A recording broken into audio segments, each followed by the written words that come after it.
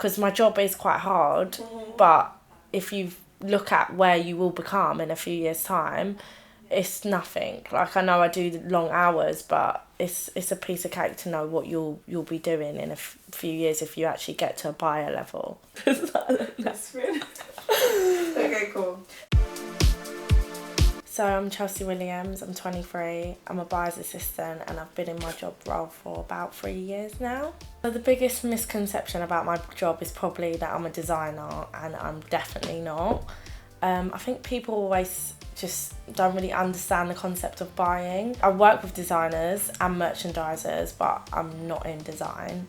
What really is my job role is we analyse sales, we analyse our customer, and we work closely with designers to produce a product that is going to sell out by a customer. I studied at college and I had done a fashion diploma. Then I went on to work in fashion retailers because I just didn't want to go to university. I had plenty of interviews at uni, but every uni I was going to, I just felt like it wasn't for me. Like the atmosphere, the environment, I just felt like it weren't for me. I wanted to work straight away. So then I see loads of apprenticeships offered online. I tried one with a smaller company, didn't really work out, and then I obviously got a bigger fashion retailer that I'm working for now, and I've been there ever since, and I don't see myself moving anytime soon because I love it. So my hours are 9 to 5. I would say I arrive in the office slightly earlier just because my days are so busy. I just always want to get a head start on my emails in the morning.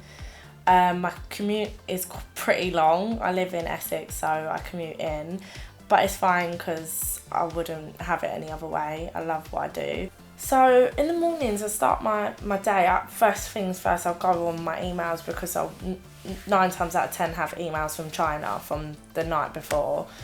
So I'll always catch up with my emails in the morning, and then sometimes we have fits first thing in the morning, which fits is obviously as a buyer you could either be a branded buyer or you can be an own buyer, and as me, I'm on own buy, so we are literally creating a product from scratch with the designer. If you're on branded, you wouldn't need to fit the garment because you are selecting from a range. You could go to Nike and you could select their top shoes that they're offering for you to buy. But on own buy, it's more creative because you work with the designer and you build a product what customers are asking for. Say, I don't know, jumpers with off-the-shoulder jumpers are selling out. You'd obviously work into an off-the-shoulder jumper, see how you can update it with your designer, and then buy into it and fit it on your fit model. So we have fits about 3 times throughout the week. Other times we could have like trade meetings, which is analysing sales from the week before. Other times you could have a supplier meeting where you're discussing your critical path with your supplier, you're discussing new development with your supplier and your buyer. So it really does vary, to be honest. One of my big responsibilities is a critical path, which many people wouldn't know what it is unless you was doing my job role, but it's basically knowing every style, what situation it's in, when it's going to be cut by the factory, when it's due into our warehouse, what status it's at, whether it's going to be late. If it is going to be late, are we going to take a cost price on the supplier? It's quite an in-depth thing, and I work with up to 15 suppliers and have 50 styles with each one, so to have to know the status of every single one is quite important as a buyer's assistant. So my team's quite unique. I work on evening dresses, so it is like double the size of a normal department. You would normally have like standard like maybe 3-4 buyers, 3-4 merchandisers, then you've got your design team, and then you've got your garment tech team. So obviously we all play a key role in developing a product and making the department run. I would say merchandisers are the money side of things. They give you the budget, they analyse like the sales, they watch the intake, which means they know what time the product's meant to come in, at what price. They're there to manage all of that. And as buyers, you're obviously there to build the product with your designer. Another misconception about my job is that because I work in an office, it's like you're at your desk, you're at your computer, but actually I can say I'm at my desk probably 10% of my day. Like Obviously I've got emails to go back on, I've got things to do at my desk, but I've also got fits where I have to be in a fit room with my buyer and my acting buyer, and my garment tech. That can be 3 hours that I go. I have obviously supplier meetings with suppliers that can come overseas to discuss prices and stuff.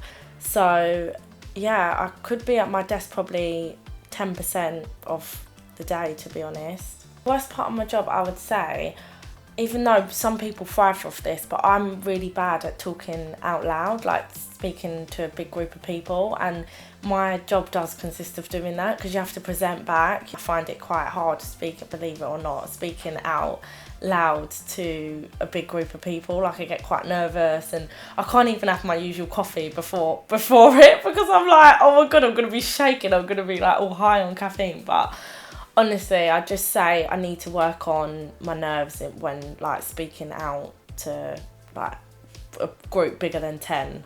I would say the best part of my job will probably be like you're actually creating product people are wearing like on a normal day, or like say it's something that you've created with your buyer and your design, or you've had any kind of input in, and you wear it out because it's the product you've created, and people are complimenting you on it, and it's just like you thrive off that. You can't beat that feeling. The most special moment that I've had to date now is just, obviously my story is quite different to most people that go to uni. I was actually an apprentice. I didn't go to university. I started from the bottom and just was an intern, then an apprentice, and the day I got offered a job full time once my apprenticeship finished and then got a pay rise, it just kind of felt like satisfaction. I just was like, wow, this is how hard I've worked, and it's been noticed. And I know plenty of people that do apprenticeships and